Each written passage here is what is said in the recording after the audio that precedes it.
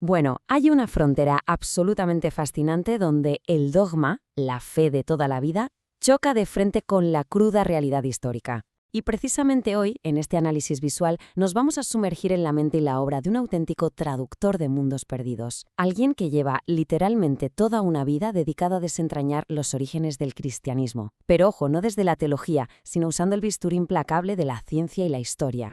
Y para que nos ubiquemos, vamos a seguir una especie de hoja de ruta en este repaso. Arrancaremos viendo su faceta de detective de las palabras. Luego nos meteremos de lleno en el Jesús histórico. Pasaremos a la compleja figura de Pablo, descubriremos cómo ha rescatado textos que parecían perdidos para siempre y, para terminar, echaremos un vistazo a por qué su trabajo levanta tantas pasiones, tanto a favor como en contra. Así que empecemos por el principio. Hablemos de esa caja de herramientas de detective que se usa para decodificar literalmente el pasado. A ver, para descifrar textos milenarios no sirve cualquiera, ¿verdad? Hace falta un bagaje casi enciclopédico. Y aquí es donde entra Antonio Piñero, catedrático emérito de la Complutense de Madrid. Este hombre tiene licenciaturas en filosofía pura, en filología clásica y, atención, en filología bíblica trilingüe. Vamos, una base multidisciplinar impresionante que es absolutamente crucial para enfrentarse a textos tan antiguos y complejos. Pero ¿cuál es el secreto de su método? Pues básicamente, tratar los textos sagrados exactamente igual que si fueran literatura clásica grecorromana. Ni más ni menos. El objetivo aquí es súper claro: aplicar la lupa de la historia para separar lo que es interpretación religiosa, esa que nace de la pura creencia, del hecho histórico en sí.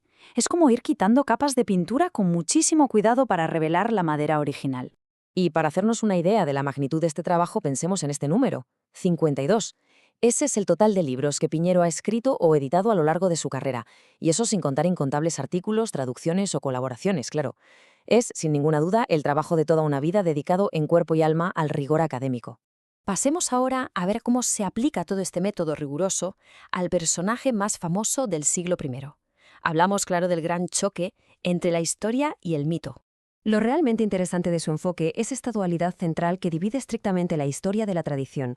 Por un lado, nos presenta al Jesús histórico, es decir, un artesano de Galilea, un líder religioso cuyo impacto terrenal, mientras vivía, fue en realidad bastante limitado. Pero claro, por otro lado tenemos al Cristo celestial, esa figura idealizada, puramente mitológica y divinizada que surge después de la crucifixión y que se convierte en la piedra angular de todos los dogmas posteriores. Y es que, según este análisis, hay algo que debemos tener muy en cuenta. Los conceptos teológicos que hoy nos parecen inamovibles no cayeron del cielo ya formados. Para nada. De hecho, evolucionaron de forma muy natural y paulatina dentro del complejísimo mundo judío del siglo I. Fue mucho tiempo después cuando el ser humano se encargó de codificarlos e institucionalizarlos como dogmas oficiales. Bien, sigamos avanzando. Pensemos ahora en cómo encaja todo esto cuando analizamos unos textos tremendamente complejos. Las cartas de Pablo de Tarso. Si uno lee a Pablo, a veces parece contradecirse por completo. En unos textos actúa como un judío súper estricto y en otros parece rechazar la ley. Pues bien, para resolver este enorme rompecabezas, Piñero deduce algo brillante. Pablo, en su cabeza, dividía la ley en dos categorías muy distintas. Una era la ley eterna o natural, basada en los 10 mandamientos y que obligaba a toda la humanidad. Y la otra era la ley específica, la de Moisés, con cosas como la circuncisión o los rituales de pureza, que era exclusiva solo para el pueblo judío. Y esto nos lleva a una hipótesis súper bien estructurada sobre cómo entendían la salvación. Antes de la llegada del Mesías, si un gentil quería salvarse, tenía que aceptar absolutamente toda la ley judía. Pero con la llegada de la era mesiánica, esa misma persona ya no necesita cumplir esa ley específica. En resumen, lo que nos explican aquí es que Pablo cogió conceptos helenísticos y los usó para adaptar un mensaje estrictamente judío, haciéndolo súper atractivo para muchísima más gente en todo el Imperio Romano. Una jugada maestra. Ahora vamos a dar un giro temporal para hablar de una tarea verdaderamente titánica: el rescate de todas esas voces que la Iglesia oficial decidió dejar fuera. Imaginemos el enorme esfuerzo que supone traducir los famosos textos gnósticos, esos misteriosos manuscritos secretos descubiertos en Egipto, en la zona de Nag Hammadi, directamente del copto antiguo al español. Hablamos de un trabajo monumental dividido en 3 tomos, desde tratados filosóficos, pasando por evangelios que quedaron en los márgenes de la historia, como el de Tomás o el de Felipe, hasta llegar a textos apocalípticos. Este esfuerzo inmenso ha logrado abrirnos una ventana a una espiritualidad profundamente fascinante que llevaba milenios oculta bajo la arena. Pero es que la cosa no se queda ahí. Desenterrar y ordenar los textos apócrifos ha sido otro trabajo de locos. Estamos hablando de 6 enormes volúmenes de apócrifos del Antiguo Testamento y otros 3 dedicados a los hechos apócrifos de los apóstoles. ¿Y por qué es tan vital recuperar esto? Pues porque estos textos son como cápsulas del tiempo, documentos sociológicos de primerísimo orden que nos muestran, sin ningún tipo de censura, la inmensa pluralidad de corrientes alternativas y marginadas que bullían en los primeros tiempos de la fe. Para poner todo este esfuerzo en perspectiva, fijémonos en esta cifra, 1.600 páginas. Ese es el tamaño de su edición de los libros del Nuevo Testamento, publicada en 2021. A diferencia de las Biblias tradicionales, esta obra monumental ofrece una traducción y un comentario puramente académico, totalmente desligado de cualquier confesión religiosa, centrándose 100% en el contexto literario e histórico. Y para ir cerrando este análisis, vamos a ver qué pasa cuando todo este denso trabajo académico sale de los muros de la universidad y choca de frente con la sociedad actual.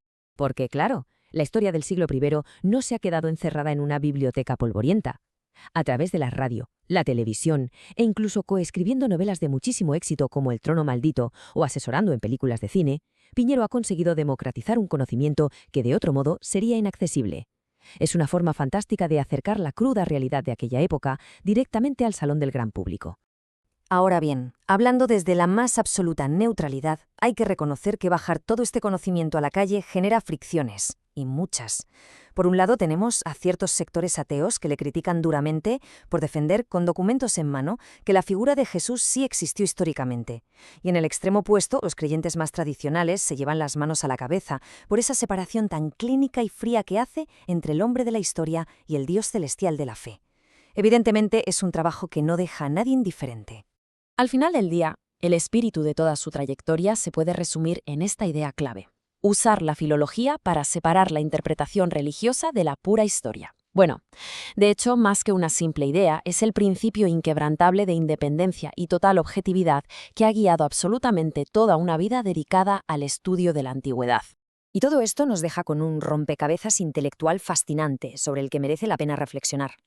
Si las herramientas técnicas de la ciencia y el lenguaje pueden separar de forma tan quirúrgica la historia palpable de la creencia construida, ¿hasta qué punto transforma esto nuestra manera de entender las raíces mismas de nuestra civilización occidental?